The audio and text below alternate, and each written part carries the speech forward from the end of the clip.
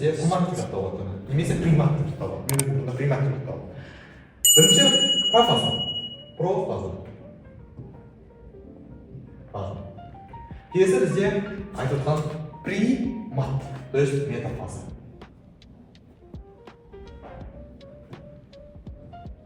Енді соңғысы предпоследник анафаза, то есть анафаза. Соңғысы телофаза.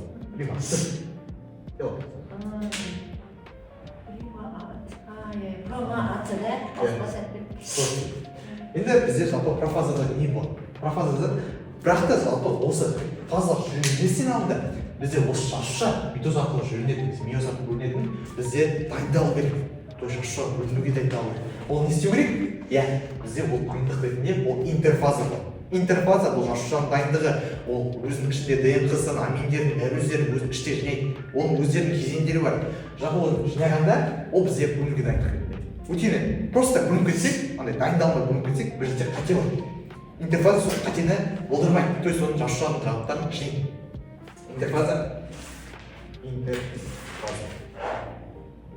Интерфаза жалпы бізде G1, жалпы G1, S, G2. Қалай бар? Бірінші G1-де бізде көрсетілген айтып жүрейін бәрін. Жалпы интерфазаның G1 кезеңі. Жасуша ДНК синтезі дайындық кезеңі. То есть ол дайындық кезеңінде былай жүреді. Осы жерде ДНК-ны бізде репликация тырысып, то есть қажетті заттарды РНК, әру синтезі, жүйе және биосинтезін, ДНК биосинтезін сол жерде уже басталды. То есть мына жерде жинайтын қорды басталады мына жерде бәрін. Основной процесстер ДНК жинайтын. Енді S фазасы. S осы ДНК синтездеу кезеңі. То есть бізде түсініп жаңағы репликация. Репликация бұл ДНК-ны неге синтездеу. Репликация жүреді. Репликация сонымен бірге ана молекула дегенсіз қосыластырылады және ДНК-ның бактерия бір минутында мысалы айтсақ, бірнеше минутта ол бөлінсе репликация жүрсе, ал сүтқоректілерде 4 немесе одан да көбірек сағат жүруі мүмкін. 4-6 сағат немесе 12 сағатқа кетуі мүмкін. Енді соңғы G2 кезеңі бізде ДНК синтездеу аяқталу немесе митоз басталу кезеңі айтады.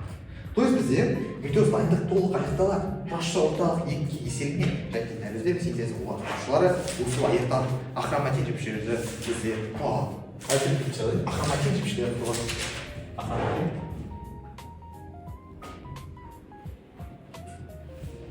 Жіпшелері. Все. Осылай интерфаза былай жүреді. То есть ол 3 кезең бар десіндей, ал митоздың өзі 4 кезең бар. То есть бізде биология оңай, просто оны түсініп алу керек. Келесі, осыны түсініп алып ойлаймын. Келесі бізде жалпы есімізді сақтауымыз керекпіз. Примат бар, сосын бізде G1, S, G2 бар. Енді келесі бізде профаза енді тоқтайық. Профаза, айтып ең бірінші фаза, профаза. Жалпы бізде профаза кезінде бізде хромосомға жиырылды. Жалпы жиырылу күшті жиырылды. Бізде жиырылу дегенде, түрін және хромосом, жалпы жасуша сол кезде былай жүреді. Суретін бәрісі, ол жерде ядро болады, ешінде өзінің сұйықтығы бар демекті. Жасушаның көрейін, ядро. Енді ядро былай жүреді. Ол жерде профаза кезінде жалпы іші көлемі ұлғайып және қысқарады. Плюс мына жерде ішіндегі өзінің ядросы іші ұлғайып қысқарады. Плюс одан не бар? Жалпы центросома жасушалардың полюс дегенге тартылып, жалпы бөліну ұшығы пайда болады. То есть мына жерде центросомалар біліміз бар. Центросомалардың шетте экватор жазатын алмасы.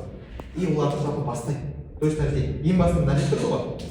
Жалпы ең басында осы жерде ол, антогаш мына жерде емес. Мына жерде қой. Олар ең басында шоғырланады мына жерде. Шоғырланады, и осы жерде алады. То есть енді аны басталып жатыр сол. И сосын ядро екі жақты цитоплазма, кариоплазма киеді. То есть мына жерде кариоплазма, мына жерде сұйықтық ұяды біздің ядроның, кариоидтер. Өзінің жалпы цитоплазмамен қосылады. То есть осы жерде ядро жойылады. Ядро жойылғанмен хромосом еркін және рецесс талап жасайды, ядроның экватор қасықпанына талап жасайды. То есть бізде хромосомалар жан-жақты жүреді. Келесі бізде метафаза. Метафаза бізде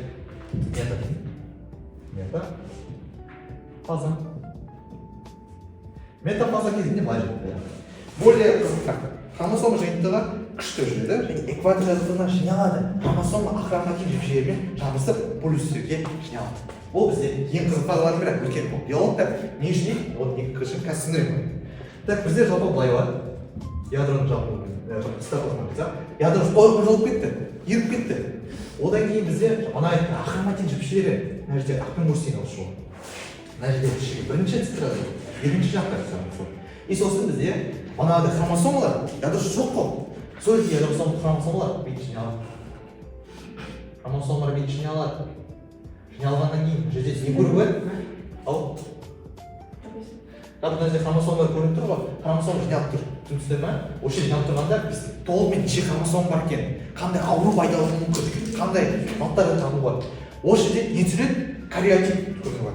Адамның кариотипі. То есть мына жерде такой цитокариотип. Осы жерде жазушаның қанша хромосом бар, қанша құрылысы, ауру бар ма екен, ол жерде қаншалықты анау бар. Соның бәрі осы жерде анық бар. Осы бізде ең анық база. Осы жерде бізде фото түсіру керек түсіреді, иә? Идеально бізде микроскоппен. Келесі, енді келесі анафаза. Анафаза.